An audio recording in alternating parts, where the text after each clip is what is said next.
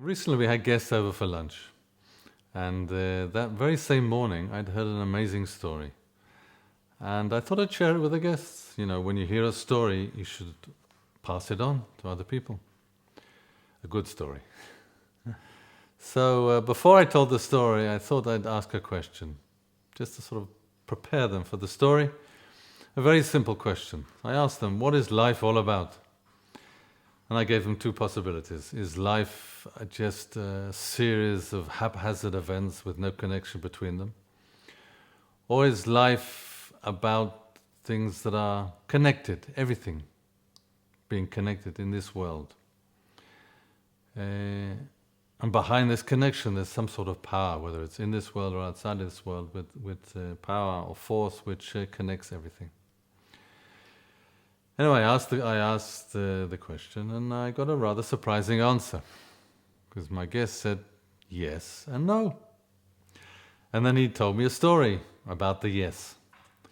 He was a young man living in Montreal, and he was thinking about coming to Israel, but he couldn't make up his mind.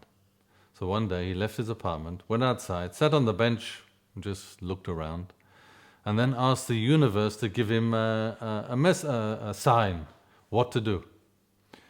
Then all of a sudden he sees a bird fly out of a tree. And then he knew. He didn't have to think. He knew this was the sign. The bird flew out. He had to fly to Israel, which is what he did. But there was also a no.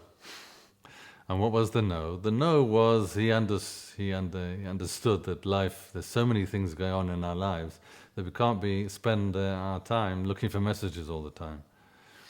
Just think, for example, what would happen if we looked, every bird that we saw, we would look for a message.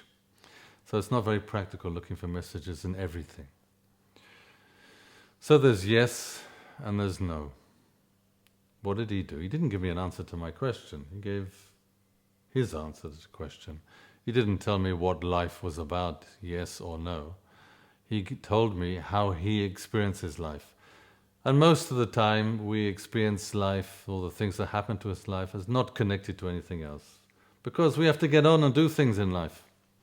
But every now and then we do experience a connection between what is going on in our life and what is going on in the outside world.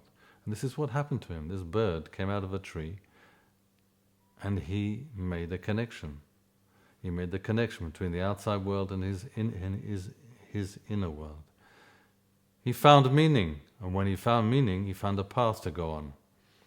And the end result was that he came to Israel.